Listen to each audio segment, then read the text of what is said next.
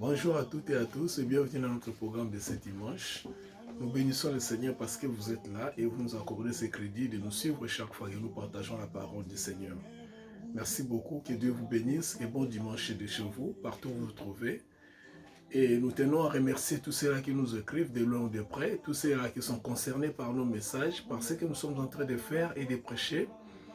Nous voulons seulement ramener les gens dans la sainte doctrine de notre Seigneur Jésus-Christ, où nous sommes en train de présenter Jésus-Christ, lui seul, l'auteur de notre foi et le consommateur de notre foi. Que le Seigneur vous bénisse. Je tiens ici particulièrement à remercier tous ceux-là de loin ou de près qui étaient là pour nous souhaiter l'anniversaire qui était passé le 15 dernier. Vous nous avez écrit, vous nous avez envoyé des messages. Nous sommes vraiment reconnaissants et nous prions que le Dieu du ciel puisse vous bénir et puisse vous combler des choses si merveilleuses que vous n'avez jamais entendues. Que Dieu puisse vous surprendre dans le nom de Jésus-Christ.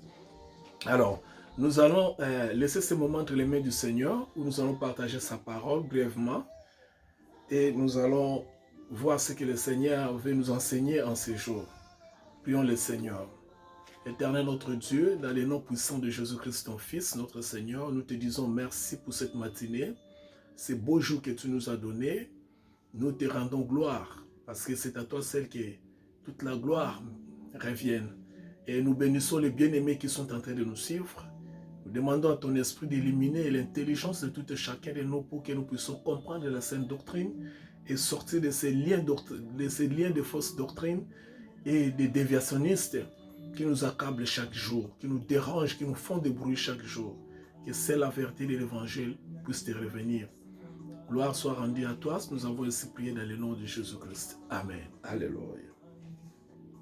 Bien-aimés, nous allons lire la parole de Dieu dans les livres de Romains chapitre 7, versets 3 et 4. Romains chapitre 7, versets 3 et 4. C'est là où nous allons lire notre texte d'aujourd'hui. Nous lisons la parole du Seigneur. Si donc, du vivant de son mari, elle devient la femme d'un autre homme, elle sera appelée adultère. Mais si le mari meurt, elle est affranchie de la loi, de sorte qu'elle n'est point adultère en devenant la femme d'un autre. De même, mes frères, vous aussi vous avez été, par le corps du Christ, mis à mort à ce qui concerne la loi, pour que vous appartenez à un autre, à celui qui est ressuscité des morts, afin que nous portons des fruits pour Dieu. Alléluia. Gloire au Seigneur.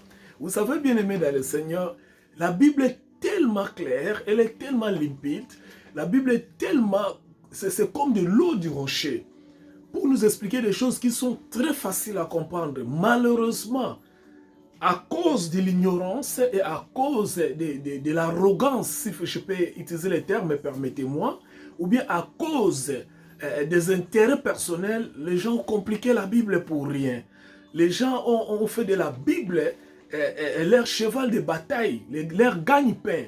Ils ont fait de la Bible ce qui est, je ne sais pas moi, un centre de terrain. Voilà pourquoi ils n'arrivent pas à faire sortir des vérités qui sont si simples, qui expriment l'amour de Dieu, qui expriment la puissance de Dieu, qui expriment le bienfait de Dieu, qui nous démontrent comment Dieu le Père nous aide, nous aime, qui nous démontrent comment Dieu le Père tient en nous à travers son Fils Jésus-Christ. Aujourd'hui, je vous ai amené un message qui est très important, que Dieu nous aide dans le peu de temps que nous allons parler. Si nous ne n'arrêtons pas, nous allons prendre les deuxième partie le dimanche prochain. Le message est intitulé « La femme est libre ». La femme est libre. La femme est libre. Elle n'est pas liée. Elle n'est plus liée. La femme, elle est libre.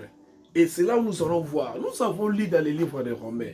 Je me rappelle encore d'un de mes professeurs qui me disait « Fils, quand vous comprenez les livres des Romains, vous comprenez Dieu. » Pourquoi? Parce que c'est le premier livre qu'apôtre Paul avait écrit aux bien-aimés qui étaient dans l'église de Rome. Et dans ce livre, c'était rempli de beaucoup de vérités, de beaucoup d'analogies, beaucoup de mystères et beaucoup de puissance. Par exemple, dans le Rome chapitre 5, quand il parle de la justification, C'est le seul livre qui nous démontre, d'ailleurs, le thème de ce livre, c'est la justification. Il nous démontre combien nous avons été justifiés, non par les œuvres, mais par la foi, par l'amour de Dieu. Alléluia. Alors ici, la femme libre, quelle est cette femme-là qui est libre? Qui est cette femme-là qui est libre? Ici, je vais utiliser les mêmes chapitres, les mêmes versets que l'apôtre Paul a utilisés. Et dans ces chapitres, et dans ces mêmes versets, nous allons découvrir quelque chose de très important. Alléluia. Bien-aimés dans le Seigneur, ici, on nous donne une analogie de deux versets, de deux personnalités, d'une femme mariée avec deux hommes. Vous voyez, une femme qui a deux hommes dans sa vie, on l'appelle adultère. Et chaque fois, quand vous voyez le terme adultère dans la Bible, c'est le terme qui veut tout simplement dire une femme qui est mariée, mais qui a un autre homme avec lui, avec elle, pardon. C'est-à-dire un homme qui a deux femmes, une femme qui a deux hommes, on l'appelle une femme adultère. Mais ce n'est qu'une analogie dans la Bible. Ici, ce n'est qu'une analogie.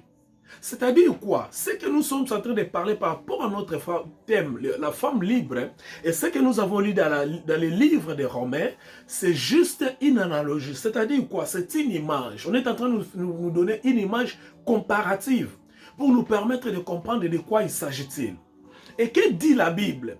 La Bible dit, aussi longtemps que la femme vit, le mari vit, la femme est liée. La femme est liée avec son mari. La femme deviendra libre seulement, c'est lorsque le mari sera décédé. Mais quand le mari sera parti, elle deviendra libre.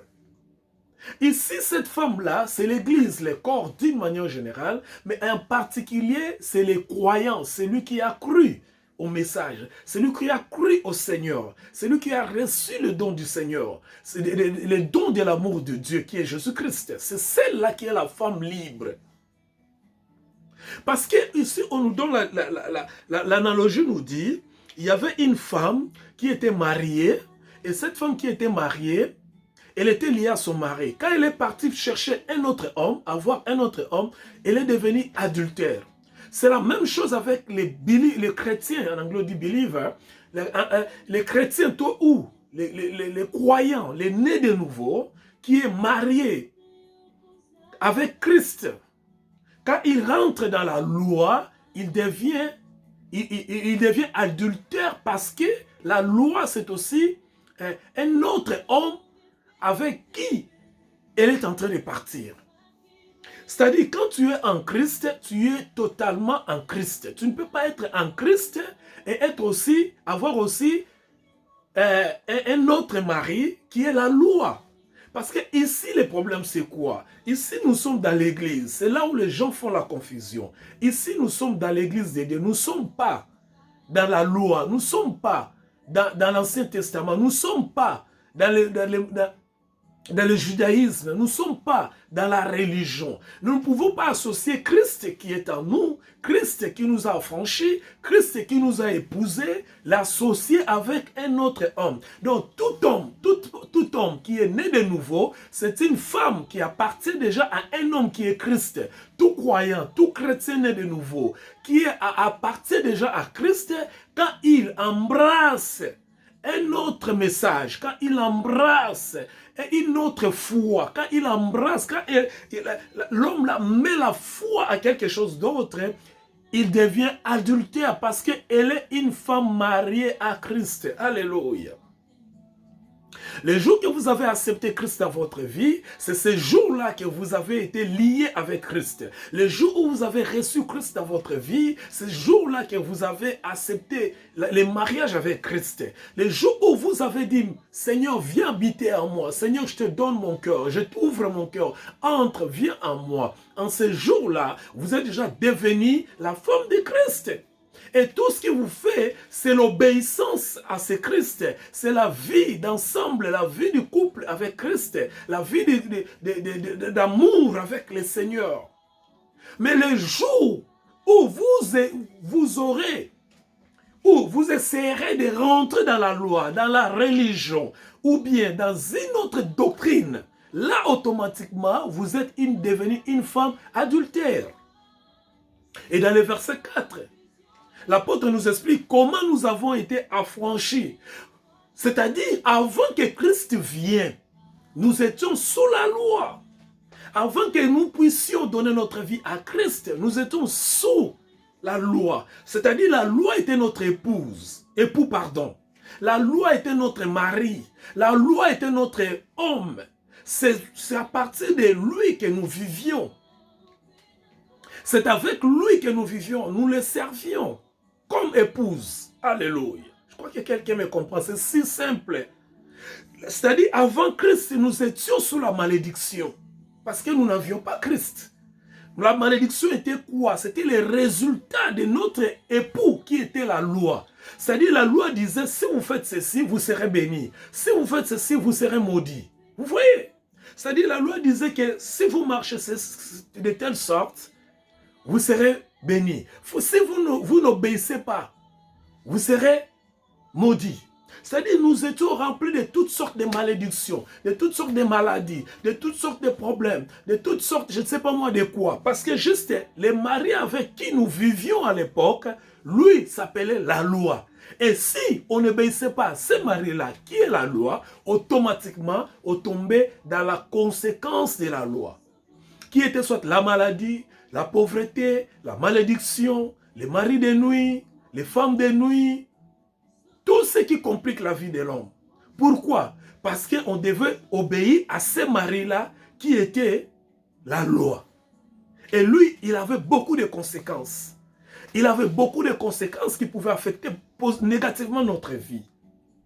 C'est l'homme avec qui nous étions mariés. C'est l'homme avec qui nous étions habitués. C'est l'homme avec qui nous vivions ensemble. Mais apôtre Paul nous explique maintenant que quand Christ est venu, alléluia, nous sommes allés vers Christ. À ce temps-là, aller vers Christ serait aussi l'adultère. Mais qu'est-ce que Christ a fait? Au lieu que Christ nous prenne comme des femmes d'un autre, pour que nous soyons appelés adultères, Christ commence à détruire d'abord la loi. Or, que disait la loi? La loi dit, quand l'homme et la femme sont ensemble, elles sont liées. Mais quand l'homme meurt, c'est alors que la femme est devenue libre. Et Christ, quand il est venu, il a commencé à tuer l'homme. Alléluia. Il a commencé à tuer l'homme parce que en tuant l'homme, la femme devient libre. Alléluia. Gloire au Seigneur. Christ maintenant nous regardait. Écoutez cette révélation parce que c'est là où je vais atterrir. Le Seigneur nous regardait. Il nous regardait, il nous voyait que nous étions des malheureux.